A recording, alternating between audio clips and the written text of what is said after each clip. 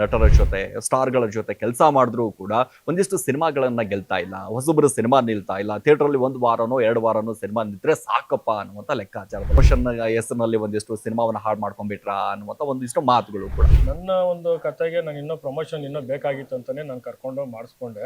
ಇನ್ನೊಬ್ಬನ ತುಳಿದು ನನ್ನ ಮೇಲೆ ಬಂದಿಲ್ಲ, ಇನ್ನೊಬ್ಬನ ಮಾತಾಡ್ಕೊಂಡು ನನ್ನ ಪಿಕ್ಚರ್ ನಾನು ತಗೊಂಡ್ಬಂದಿಲ್ಲ.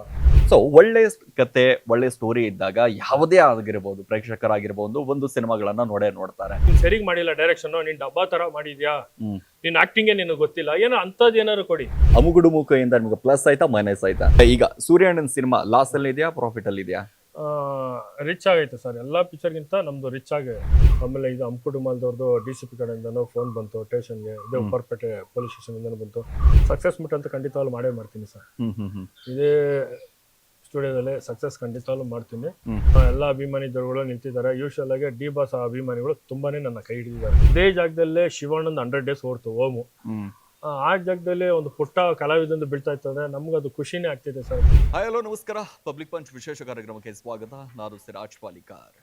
ರಾಜ್ಯಾದ್ಯಂತ ಒಂದಿಷ್ಟು ಸೂರ್ಯಣ್ಣ ಅನ್ನುವಂಥದ್ದು ಆ ಹೆಸರು ಕೇಳಿದಾಗ ನಿಜವಾಗ್ಲೂ ಕೂಡ ಸಿನಿಮಾದ ಹೆಸರಾಗಿರ್ಬೋದು, ಆ ರೌಡಿಸಮ್ ಫೀಲ್ಡ್ ಆಗಿರ್ಬೋದು, ಎಲ್ಲವೂ ಕೂಡ ಸೇರಿದಂಥ ಒಂದು ಸಿನಿಮಾವನ್ನು ಮಾಡುವ ಮೂಲಕ ಒಂದಿಷ್ಟು ಜನರ ಮುಂದೆ ಬರುವಂಥ ಕೆಲಸವನ್ನು ಮಾಡ್ತಾರೆ. ಸಾಕಷ್ಟು ನಟರ ಜೊತೆ ಸ್ಟಾರ್ಗಳ ಜೊತೆ ಕೆಲಸ ಮಾಡಿದ್ರೂ ಕೂಡ ಒಂದಿಷ್ಟು ಸಿನಿಮಾಗಳನ್ನು ಗೆಲ್ತಾ ಇಲ್ಲ, ಹೊಸಬ್ರು ಸಿನಿಮಾ ನಿಲ್ತಾ ಇಲ್ಲ. ಥಿಯೇಟ್ರಲ್ಲಿ ಒಂದು ವಾರನೋ 2 ವಾರನೋ ಸಿನಿಮಾ ನಿಂತರೆ ಸಾಕಪ್ಪ ಅನ್ನುವಂಥ ಲೆಕ್ಕಾಚಾರದಲ್ಲಿ. ಅದರಲ್ಲೂ ಈ ಸಿನಿಮಾ ಪ್ರಮೋಷನ್ ಅಂತ ಬಂದಾಗ ಸಹಜವಾಗಿ ಏನನ್ಸ್ಬಿಡುತ್ತೆ, ಯಾಕೆ ಈ ಪ್ರಮೋಷನ್ ಹೆಸರಿನಲ್ಲಿ ಒಂದಿಷ್ಟು ಸಿನಿಮಾವನ್ನು ಹಾಳು ಮಾಡ್ಕೊಂಡ್ಬಿಟ್ರಾ ಅನ್ನುವಂಥ ಒಂದಿಷ್ಟು ಮಾತುಗಳು ಕೂಡ.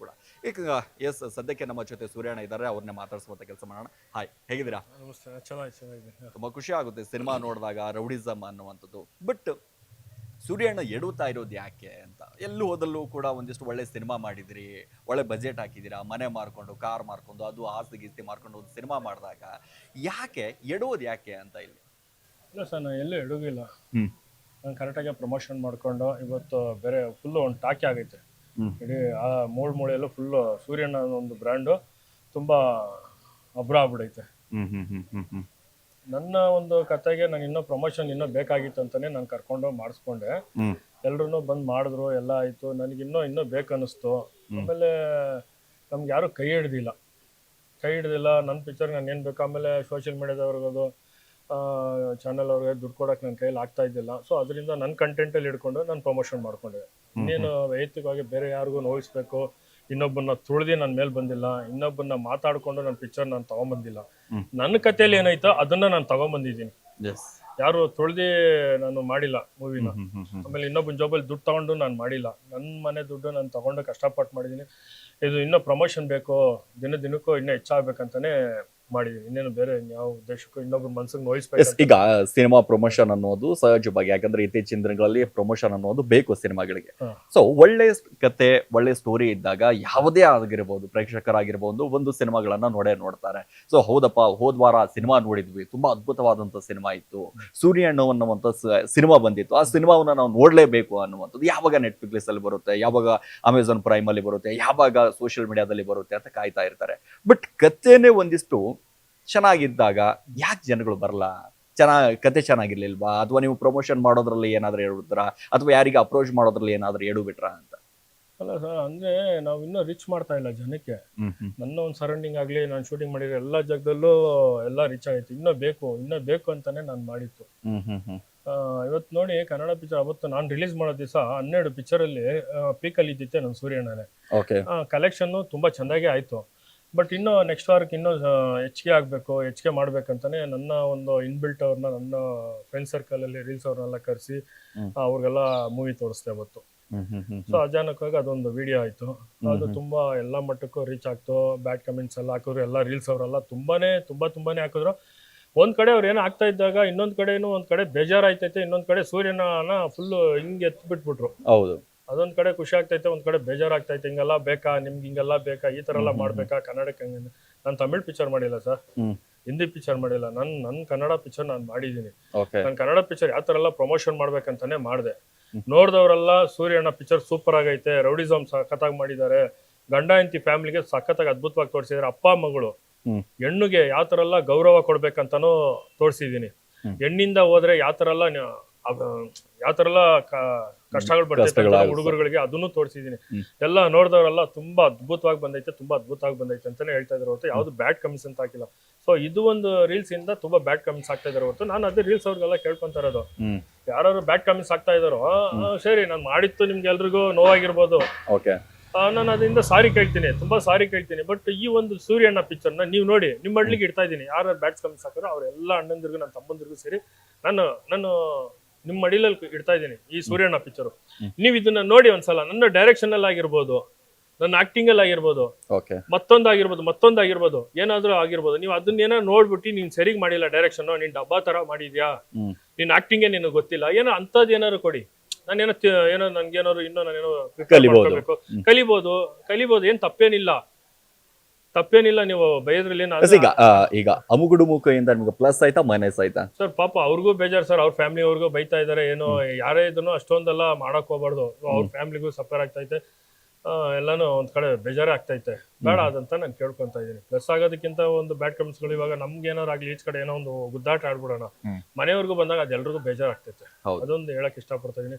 ಆಮೇಲೆ ಎಲ್ರಿಗೂ ಫ್ಯಾಮಿಲಿ ಐತೆ, ಎಲ್ರಿಗೂ ಅಮ್ಮ ಇದಾರೆ, ಅಕ್ಕ ಇದಾರೆ, ತಂಗಿ ಇದಾರೆ, ದಯವಿಟ್ಟು ನಾನೇನು ತಪ್ಪಾಗಿ ಮಾತಾಡಕ್ ಹೋಗ್ತಾ ಇಲ್ಲ, ಒಂದು ಅಂಬಲ್ಸ್ ರಿಕ್ವೆಸ್ಟ್ ಅಂತ ಕೇಳ್ಕೊಂತ ಇದೀನಿ. ಸೂರ್ಯಣ್ಣ ಪಿಕ್ಚರ್ ನೋಡಿ ನಿಮ್ಗೆ ಏನ್ ಅನಿಸುತ್ತೆ ಟಾಕ್ ಕೊಡಿ, ನೀವುಗಳೇ ಟಾಕ್ ಕೊಡಿ. ಇವತ್ತು ಎಲ್ಲಿ ಗಂಟ ತಗೊಂಡೋಗಿದ್ದೀರಾ, ನೋಡ್ದೇನೆ ತಗೊಂಡೋಗಿದ್ದೀರಾ, ನೋಡ್ಬಿಟ್ಟು ಯಾವ ತರ ಎಲ್ಲ ತಗೊಂಡೋಗಿ ಕನ್ನಡನ ಬೆಳೆಸಿ. ಯಾಕೆ ಕನ್ನಡನ ಈ ತರ ಎಲ್ಲ ಬೇಡ, ಒಂಚೂರು ನೋಡ್ಬಿಟ್ಟು ಮಾತಾಡಿ ಅಂತ ನಾನು ಕೇಳ್ಕೊಂತ ಇದ್ದೀನಿ. ಓಕೆ, ಈಗ ಈ ಕನ್ನಡ ಸಿನಿಮಾ ಅಂತ ಬಂದಾಗ, ಯಾಕಂದ್ರೆ ಬೇರೆ ಸಿನಿಮಾಗಳು ಮಾಡಿಲ್ಲ, ನೀವು ಕನ್ನಡ ಸಿನಿಮಾನೇ ಮಾಡಿದ್ದೀರಾ. ಕನ್ನಡಿಗರು ಒಂದಿಷ್ಟು ಕೈ ಹಿಡಿಬೇಕಾಗಿತ್ತು, ಕೈ ಹಿಡಿಯುವಲ್ಲಿ ಒಂದಿಷ್ಟು ಎಲ್ಲೋ ಹಿನ್ನಡೆ ಆಗ್ತಾ ಇದೆ ನಮಗೆ. ಯಾಕೆ ಹಿನ್ನಡೆ ಆಗ್ತಾ ಇದೆ ಅನ್ನೋದ್ರ ಬಗ್ಗೆ ಎಲ್ಲಾದ್ರೂ ಯೋಚನೆ ಮಾಡಿದೀರಾ? ಯಾಕೆ, ಏನು ಅನ್ನುವಂಥದ್ದು?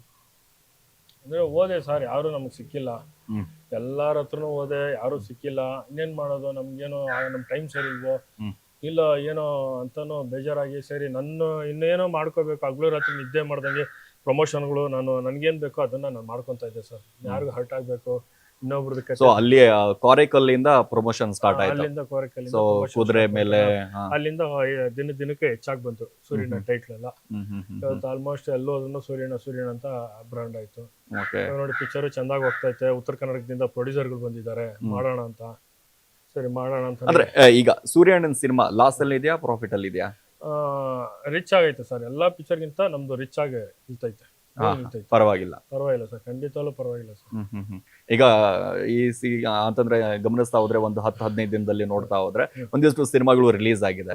ಸೊ ಇದರ ಮಧ್ಯದಲ್ಲಿ ಸೂರ್ಯಣ್ಣ ಸಿನಿಮಾ ಒಂದಿಷ್ಟು ಗಟ್ಟಿಯಾಗಿ ನಿಲ್ಲುತ್ತೆ ಅನ್ನುವಂಥದ್ದು ಒಂದು ಕಾನ್ಫಿಡೆನ್ಸ್ ಇದೆಯಾ ಅಂತ? ಕಾನ್ಫಿಡೆನ್ಸ್ ಐತೆ ಸರ್. ಅದೇ 2ನೇ ವಾರ ಓಡ್ತಾ ಇದೆ ಅಂದ್ರೆ ಅರ್ಥ ಮಾಡ್ಕೊಳ್ಳಿ. 2 ದಿವಸಕ್ಕೆ 3 ದಿವಸಕ್ಕೆ ಪಿಕ್ಚರ್ ತೆಗಿಯೋದನ್ನ ಇವತ್ತು 2ನೇ ವಾರ ಯಶಸ್ವಿಯಾಗಿ ಓಡ್ತಾ ಇತ್ತು ಅಂದ್ರೆ ಅದು ನಮ್ಮ ಅದೃಷ್ಟ ಅಲ್ವಾ? ನನಗೆ ಅದು ತುಂಬಾ ಇಷ್ಟ. ಎಲ್ಲ ಅಭಿಮಾನಿ ದೇವರುಗಳು ತುಂಬಾ ಮಟ್ಟಕ್ಕೆ ರೀಚ್ ಮಾಡಿದ್ದಾರೆ. ತುಂಬಾನೇ ನನಗೆ ಎಲ್ಲರಿಗೂ ಥ್ಯಾಂಕ್ಸ್ ಹೇಳಕ್ ಇಷ್ಟಪಡ್ತಾ ಇದ್ದೀನಿ. ಓಕೆ, ಈಗ ಕಾನೂನು ತೊಡಕು, ಅಲ್ಲಿಂದ ಪೊಲೀಸ್ ಸ್ಟೇಷನ್ಗೆ ಹೋದ್ರಿ, ಅದಾಯ್ತು ಇದಾಯ್ತು, CCP ಕಡೆಯಿಂದ ಬಂತು ಸರ್ ಫೋನು. ಹೋದೆ, ಮಾತಾಡಿದೆ, ಸರ್ ಈ ಥರ ನಾನು ಪ್ರಮೋಷನ್ಗೋಸ್ಕರ ಮಾಡಿದೆ ಅಂದರು. ಈ ಥರ ಎಲ್ಲ ಮಾಡಬಾರ್ದು, ಕಾನೂನು ಪ್ರಕಾರ ತಪ್ಪು. ಸಾರಿ ಸರ್, ನಾನು ಪಿಕ್ಚರ್ಗೋಸ್ಕರ ಮಾಡಿದೆ, ಇನ್ನೊಬ್ರಿಗೆ ಯಾರಿಗೂ ಹರ್ಟ್ ಮಾಡ್ಬೇಕಂತ ಮಾಡಿಲ್ಲ, ಸರಿ ಅಂತ ಅಲ್ಲೂ ಕೇಳ್ಕೊಂಡೆ. ಸರಿ ಹೋಗು ಅಂತ ಹೇಳಿ ಕಳಿಸಿದ್ರು. ಆಮೇಲೆ ಇದು ಹಂಪುಡುಮಲ್ದವ್ರದ್ದು DCP ಕಡೆಯಿಂದನೂ ಫೋನ್ ಬಂತು ಸ್ಟೇಷನ್ಗೆ, ಇದೇ ಉಪ್ಪರ್ಪೇಟೆ ಪೊಲೀಸ್ ಸ್ಟೇಷನಿಂದನೂ ಬಂತು.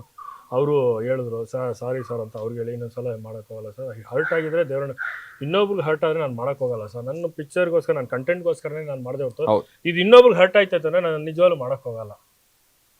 ಹೋಗ್ಲಿ ಸಾರಿ ಅಂತ ಕೇಳ್ಕೊಂಡು, ಸಾಹೇಬ್ರ ಹತ್ರನೂ ಸಾರಿ ಅಂತ ಕೇಳ್ಕೊಂಡು ಬಂದಿದ್ದೀನಿ ಸರ್, ಅಷ್ಟೇ. ಸೊ ಈಗ ಮುಂದೆ ಹೇಗಿರುತ್ತೆ, ಏನ್ ಕತೆ, ಏನ್ ಜರ್ನಿ ಯಾವ ರೀತಿಯಾಗಿರುತ್ತೆ ಅಂತ?